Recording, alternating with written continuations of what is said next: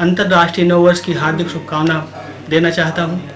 स्नेह प्रेम के अमृत जल से अभिसिंचित भारत उपवन हो, नव प्रमोद की कलिकाओं से सुरभित जीवन का आंगन हो विलुप्त दुख का अधियारा, सुख का स्वर्णिम भान उदय हो, सब विध सकल संपदादायक नया वर्ष यह मंगलमय हो। हमारा प्यारा भारत देश जिसके जल बिंदु हमारी रक्त सिराओं में संचरित हो रहे हैं, जिसकी शीतल मंद सुगंधित समीर हमारी प्राण वायु बनकर हमारे हृदय को स्पंदित कर रही है, और जिसके सुधा समन्वित अन्न को ग्रहण करके हमारा शरीर पुष्ट हो रहा है, आज संकटों, समस्याओं और चुनौतियों के विकट जाल से त्रस्त है।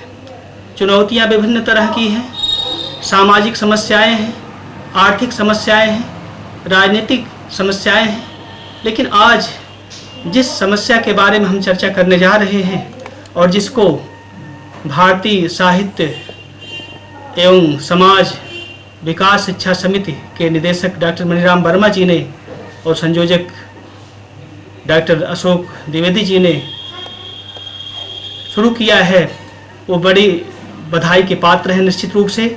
और हम children senior secondary school, children college और चिल्ड्रन मेडिकल कॉलेज आजमगढ़ के प्रतिनिधि के रूप में इनको इस राष्ट्रीय महत्व के लोकोपयोगी और एक तरह से बहुत ही पुण्य कार्य के लिए, पुनीत कार्य के लिए इनको निश्चित रूप से बधाई देना चाहते हैं।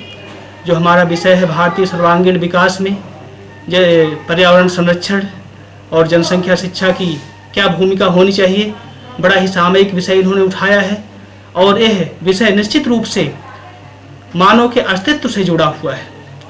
हम जानते हैं कि जब तक हमारा भारतवर्ष अपनी संस्कृति के अनुरूप, अपनी सभ्यता के अनुरूप कार्य करता रहा, तब तक हमारा यह भारत देश नैसर्गिक सुषमा का धनी रहा, प्राकृतिक सौंदर्य यहाँ स्वर्ग से भी बढ़कर था।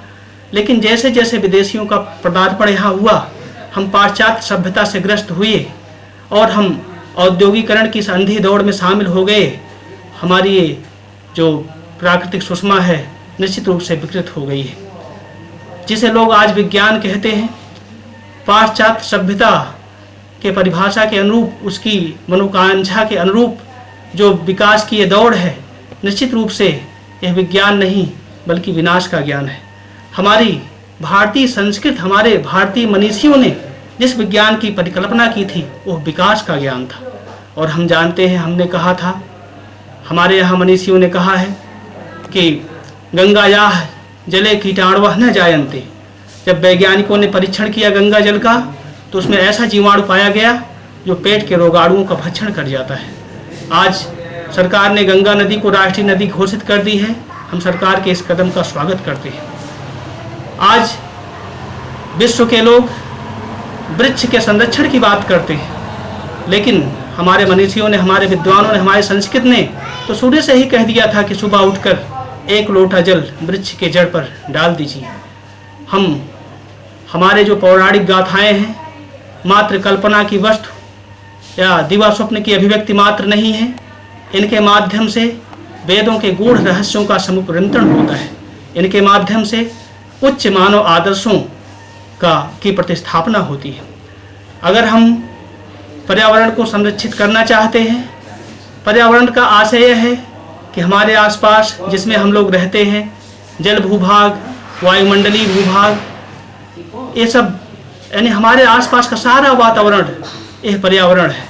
आज पर्यावरण विभिन्न तरीके से प्रदूषित हो रहा है, जल प्रदूषण के माध्यम से, वायु प्रदूषण के माध्यम से और रेडियोधर्मी प्रदूषणों के माध्यम से। लेकिन सबसे बड़ा जो प्रदूषण है वो सांस्कृतिक प्रदूषण है।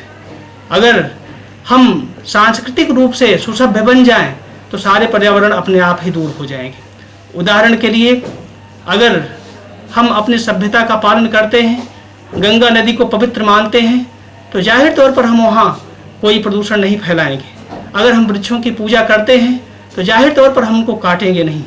ये तमाम आज ये जो औद्योगिकरण की अंधी दौड़ है, जिसके कारण विभिन्न तरह की जहरीली गैसों ने इतनी अधिक मात्रा में गैसें हो गई हैं कि पृथ्वी का जो सुरक्षा कवच है, जिसे हम ओजोन परत कहते हैं, और जो सूरज की परावैगनिक किरणों को रोक देती है, जो पृथ्वी पर नहीं पहुंचने देती है, उसमें आज छिद्र हो गए हैं। और यह जो जनसंख्या वृद्धि है, यह तो निश्चित रूप से पर्यावरण के प्रदूषण को बढ़ाने में निश्चित भूमिका अदा कर रही है। आज भारत के जनसंख्या की स्थिति बहुत ही भयावह हो गई है। आज भारतवर्ष में एक ऑस्ट्रेलिया प्रतिवर्ष जन्म ले रहा है। हम जानते हैं कि पूरे विश्व की 16% जनसंख्या भारत में निवास करती है, अर्थात विश्व का लगभग हर छठा आदमी भारतीय है। और इस प्रकार से लेकिन हमारे पास सिर्फ पूरे विश्व की 2% जमीन ही है। जब जनसंख्या बढ़ेगी, संसाधन आनुपातिक रूप से घटेंगे। हमारे संसाधनों की जो बढ़ोतरी है वो धनात्मक वृद्धि है एक तरह से, लेकिन जो हमारी जनसंख्या बढ़ रही है वो गुणोत्तर वृद्धि में बढ़ रही है।